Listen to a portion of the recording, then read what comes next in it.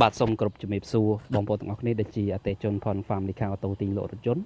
ឬក៏ Channel YouTube ទីបន្សេអងពីសបងប្អូនថ្ងៃនេះខ្ញុំឆ្លៀតពីម៉ោងការងារធ្វើវីដេអូខ្លីជូនបងប្អូនចែករំលែកបទពិសោធន៍ពីការមើលទឹកថ្នាំសម្រាប់បងប្អូនដែលមិនដែលធ្លាប់ប្រើប្រាស់ឡានហើយចង់ទិញឡានដោយមិនត្រូវការពឹងអ្នកដទៃមកជួយមើលបងប្អូនអញ្ចឹងខ្ញុំបង្ហាញវិធីងាយប៉ុន្មានចំណុចជូនបងប្អូនសម្រាប់ការមើលទឹកថ្នាំឡានបងប្អូនអញ្ចឹងសម្រាប់ទឹកថ្នាំបងប្អូនទី1បងប្អូនមើលកលេចមកជុំខ្លួនឯងពីមុខដល់ក្រោយទាំងសងខាងគូខាងក្រោយជាមួយនឹងខាងមុខបងប្អូនអញ្ចឹង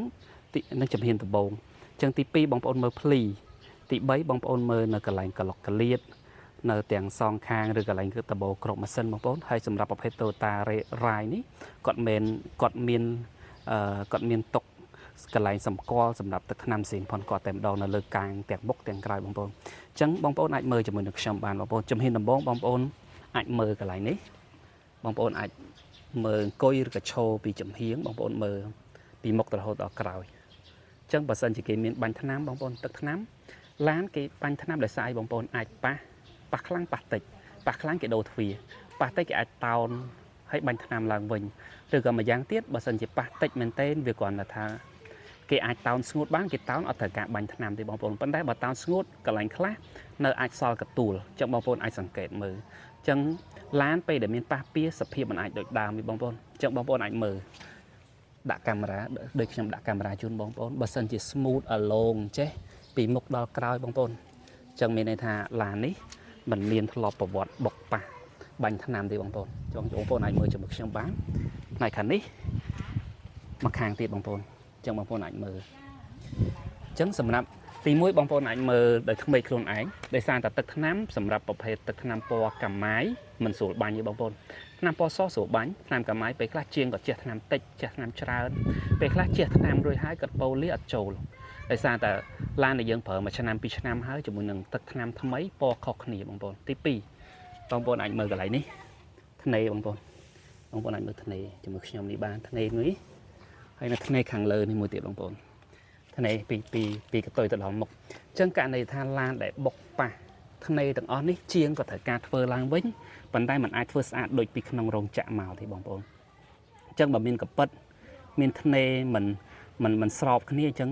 អាចបញ្ជាក់ថាឡាននេះធ្លាប់មានប៉ះហើយគេអាចបាច់ថ្នាំឡើងវិញបងប្អូនអញ្ចឹងចំណុចទី3បងប្អូនអាចមើលតាមកឡុកកលៀតបងប្អូន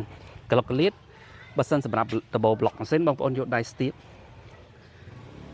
បមកជុំហើយនឹងស្ទាបផ្នែកខាងក្រោយនេះបងប្អូនអញ្ចឹងបើសិនជាឆ្អាដៃទឹកថ្នាំមិនស្មើទេអានឹងអាចបញ្ជាក់ថាឡាននេះធ្លាប់គេប៉ះហើយបងប្អូនធ្លាប់គេមានអាចបាញ់ថ្នាំឡើងវិញអញ្ចឹងការបាញ់ថ្នាំដោយសារគេបិទកសែតពីខាងលើអញ្ចឹងបងប្អូនអញ្ចឹងវាអាចជះទឹកថ្នាំនៅសល់ប្រឡាក់អញ្ចឹងបងប្អូនអាចស្ទាបមើលបានអញ្ចឹងបងប្អូនមើលកឡុកកលៀតមើលតាមគៀនធ្នេនៃកាងនេះបងប្អូនអញ្ចឹងពេលដែលគេបាញ់គេអាចបិទខាងនេះបងប្អូនប៉ុន្តែនៅតែអាចសាចតិចហើយសាចចូលខាងក្នុងនេះបងប្អូនអញ្ចឹងបងប្អូនអាចសម្គាល់មើលខ្លួនឯងទៅបើសិនជាឃើញសល់សាចថ្នាំសម្រាប់ឡានខ្លាញ់គោជាទូទៅបងប្អូនតែត្រូវការចង់បានឡានខ្លាញ់គោគឺឡានទឹកថ្នាំស៊ីនមូលមកជុំអញ្ចឹងបើថាឃើញសាចឃើញអីទាំងអស់នេះអានឹងបញ្ជាក់ថាឡាននេះមានគេធ្លាប់បាញ់ហើយបងប្អូនអញ្ចឹងចំណុចមួយទៀតបងប្អូននៅកាងមុខសម្រាប់ប្រភេទ Toyota Rai Toyota Rush អញ្ចឹងរោងចក្រគាត់មានតុកកន្លែងនេះបងប្អូនអញ្ចឹងកន្លែងនេះមានទាំងសងខាងអញ្ចឹងអាភ្លីនេះគឺបញ្ជាក់ថាទឹកថ្នាំស៊ីនបើសិនជាជាងគាត់បាញ់ឡើងវិញប្រកបជាបាត់ភ្លីនេះហើយបងប្អូនអញ្ចឹងផ្នែកខាងមុខនៅទាំងសងខាងបងប្អូនអាចមើលសង្កេតមើលទាំងសងខាងបើសិនជាបាត់ភ្លីនេះប្រកបជាឡានហ្នឹងធ្លាប់មានបញ្ហាគេបាញ់ហើយវាលុបបាត់ហើយបងប្អូនផ្នែកខាងក្រោយក៏មាន